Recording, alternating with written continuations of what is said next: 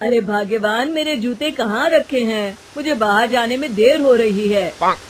तभी मालती कमरे में आती है। ये रहे आपकी जूते, मैं इन्हें साफ करने के लिए ले गई थी। अरे वाह, तुम कितनी समझदार हो। मेरे बिना कुछ कहे ही सारे काम कर देती हो। तभी मालती झिझकते हुए रमेश को कहती है, सुनिए जी, आपसे एक बात कहूँ, बुरा तो नहीं मानेंगे ना?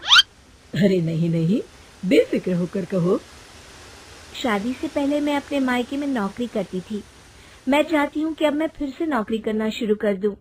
वैसे भी सारा दिन घर में बोर हो जाती हूँ।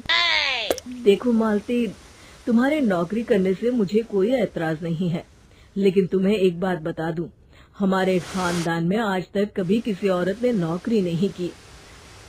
फिर भी एक बार तुम माँ से पूछ कर देखो, अगर वो तुम्हें नौकरी करने की इजाजत दे देती है तो अच्छी बात है। रमेश वहाँ से चला जाता है। फिर उसी शाम मालती अपनी सास के पैर दबा रही होती है।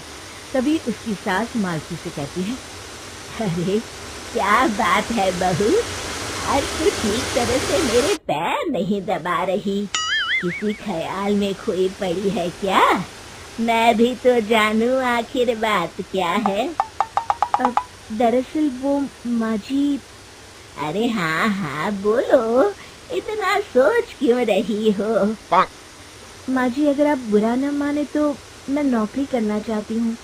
घर के काम करने के बाद मेरे पास काफी वक्त बच जाता है। मालती की ये बात सुनकर उसकी सास गुस्से में कहती है, अरे बहू, तेरी तबीयत तो ठीक है ना? आज ये कैसी बहकी बातें कर रही है? भला हमारे खानदान में आज तक कभी किसी औरत ने नौकरी की है जो तू नौकरी करने की बात कर रही है, हैं? अरे बहू, तू क्या रिश्तेदारी में हमारी नाक कटाना चाहती है? जितना जल्दी हो सके अपने दिमाग से नौकरी का भूत उतार दे, और अब जा, जल्दी से रसोई में जा, खाना बनाने का वक्त हो रहा है। मालती मन मार कर खाना पकाने के लिए रसोई घर में चली जाती है। अगले दिन, नमस्ते माँ जी, कैसी हैं आप? अरे आओ आओ दिवाकर बेटा, बैठो, मैं तुम्हारे लिए चाय मंगाती हूँ।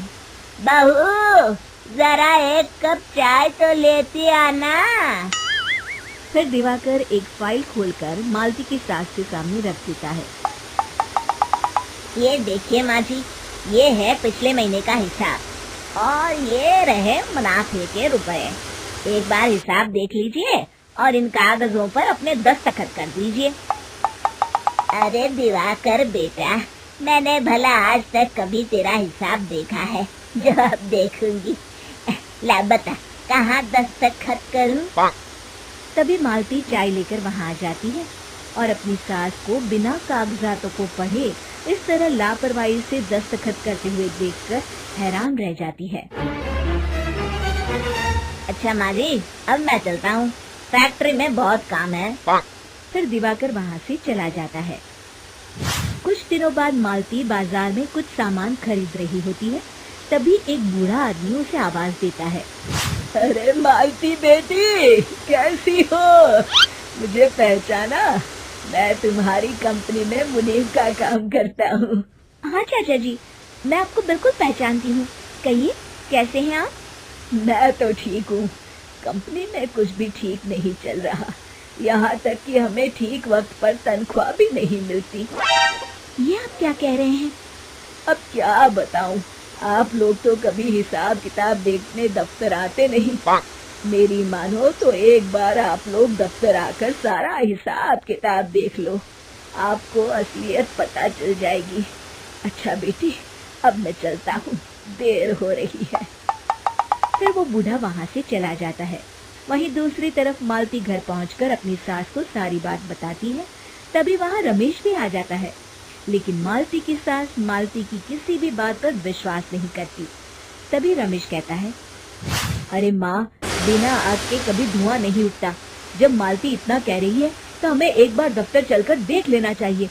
वैसे भी हम लोग काफी दिन से अपने दफ्तर नहीं गए हैं। इस तरह किसी एक आदमी के भरोसे काम छोड़ना मुझे भी ठीक नहीं लगता। अगले दिन वे सभी अपने दफ्तर पहुंचते हैं और सीधे दिवाकर के कैबिन में जाते हैं। अचानक सबको एक साथ देखकर दिवाकर चौंक जाता है। अरे माँ जी, आप सब लोग अचानक यहाँ कैसे आ गए? अगर कुछ काम था तो मुझे एक फोन कर दिया होता, मैं आपके घर आ जाता। तभी मालती की सास कहती है, अरे दिवाकर बेटा, आज मैं हिसाब देखने दफ्तर आई हूँ। जरा मुझे पिछले 6 महीनों का हिसाब दिखाना तो बेटा। दिवाकर घबराते हुए हिसाब की फाइल मालती की सास को देता है। मालती की सास फाइल लेकर मालती को देती है और कहती है, ले बहू, देख ले हिसाब। मालती फाइल को बड़े गौर से देखती है और अगले ही पल उसे सारी गड़बड़ी समझ में आ जाती है। वो अपनी सास से कहती है, माँ जी, मुनीम चाचा बिल्कुल सही कह रहे थे।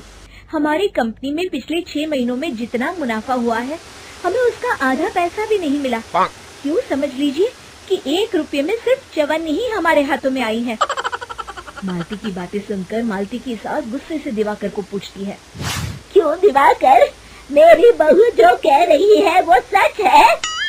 दिवाकर समझ जाता है आज उसका भांडा फूट चुका है। वो गिड़गिड़ाते हुए कहता है, मुझे माफ कर दीजिए माँ जी, मैं पैसों के लालच में अंधा हो गया था। अरे वाह दिवाकर, तू तो एक नंबर का चोर निकला। इतने दिनों से मैं तुझ पर आंख बंद करके भरोसा करती रही और तू मुझे ही चुना लगाता रहा। अभी के अभी निकल यहाँ से और दोबारा अपनी शक्ल मत दिखाना। दिवाकर वहाँ से भाग जाता है। मालती की सास मालती को शाबाशी देते हुए कहती है, बहू, आज मैं समझ गई कि पढ़ाई लिखाई हमारी जिंदगी में कितनी जरूरी है। मैं बहुत किस्मत वाली हूँ जो मुझे तुझ जैसी बहू मिली है। शिक्षा, पढ़ाई लिखाई का इस्तेमाल सही जगह करके हम दुनिया में बहुत कुछ बदल सकते हैं।